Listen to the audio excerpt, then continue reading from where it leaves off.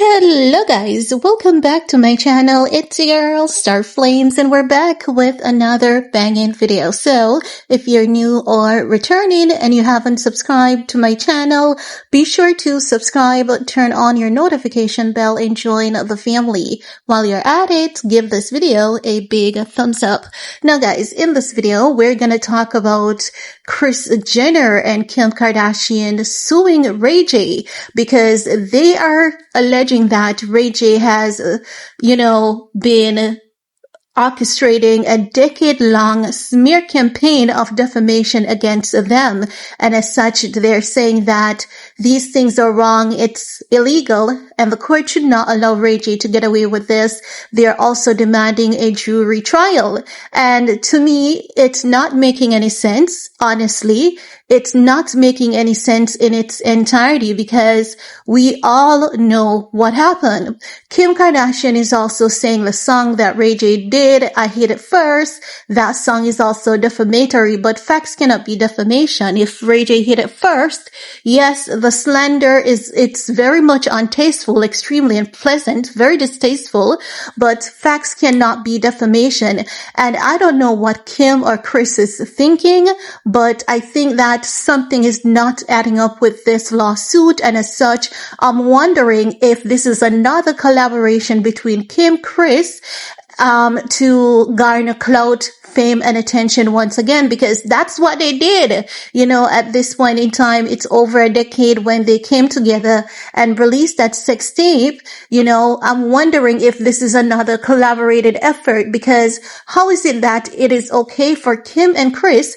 to lie on RayJ for over a decade? They lied on this man. They used this man's shoulder for success, exactly as RayJ said they did. Now, I'm not going to contribute all of Kim's success to the sex tape because we know that Kanye West played a significant role in Kim's growth and development. And we know that Kim Kardashian and her mom, they also work a lot to get themselves to where they are as well. But they used a lot of people. They threw a lot of people under the bus, a lot of questionable business deal, a lot of questionable things that we've seen, including how they handled the entire situation with Jordyn Woods, when Jordyn Woods and Tristan Thompson allegedly made out at that party when she was tipsy. We know that Tristan Thompson is Khloe's man, and they targeted they targeted Jordyn Woods, knowing that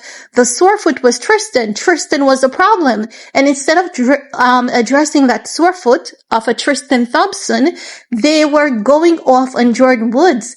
And they need to realize that if you take every female out of the equation when it comes to Tristan Thompson is always moving on to the next female. So my point is, this family, they have always been doing a lot of shady, questionable things.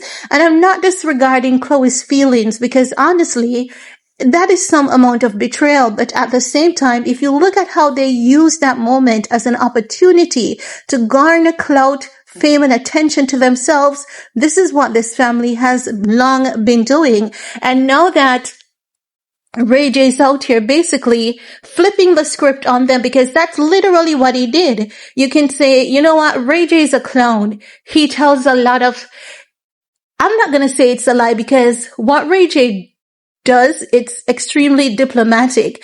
Take, for example, the time that he said that he slept with Sexy Red on a flight. He did sleep beside her, but he didn't intimately sleep with her. Sexy Red came at him and she basically, went off, and he corrected his statement.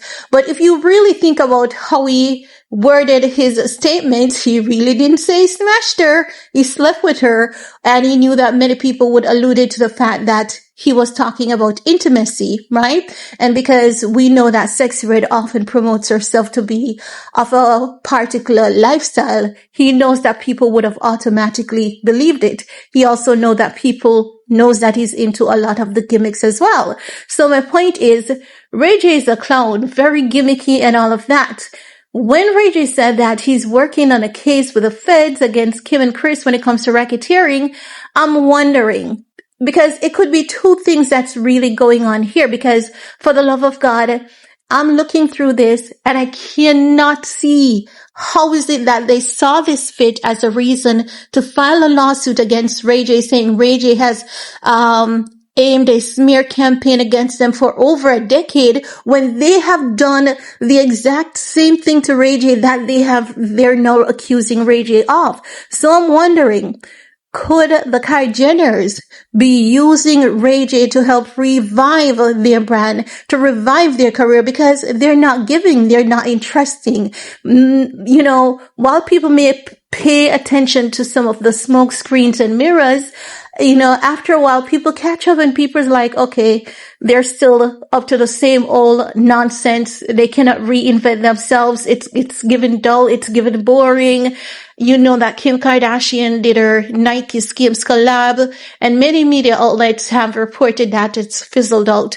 We would have to see the numbers to know if it had fizzled out for a fact. But what the media was referencing to was the turn up of the pop-up shop that she had in New York, the launch that she had in New York. There wasn't much people in line. And judging by that, the media is saying, you know, it's a flop, but we cannot tell for a fact unless we have the numbers. But my point is, something is not right about this lawsuit. It is so highly questionable, because how do you say, you know what?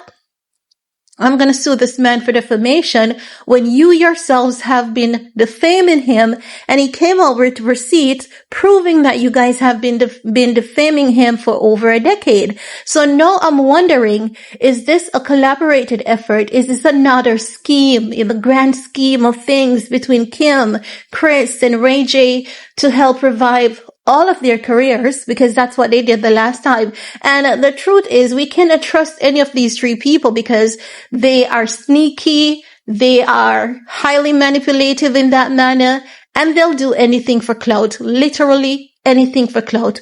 All of the three, no exceptions. They're all the same. They're all on the same level. They share some of the same qualities, and as such, we have to really be careful to what we pay attention to. We have to pay attention to what they're not saying, because what they're saying is not making much sense. And anyone with a functioning brain at this point in time knows that what they're saying, it's not making much sense. Because if you look at it for what it is, how do you sue someone for doing what you've done to that very same person? Like, how does that make any sense? Unless there's something greater that you're not telling us. This is another in the grand scheme of things. You guys are using this to revive your career, and all three are in on it, because things are really, they may have good money, but they don't have good clout, good numbers. They're not getting much attention at this point. They did the sex tape. They're all too old for that at this point. Could this be another, you know, collaborative effort between the three to help garner some clout and attention and relevance to their names? Let me know what you guys are thinking about this, because honestly, as I've said, literally not adding up, not making any sense. While you're at it, do all you need to on this video to support your girl. Peace.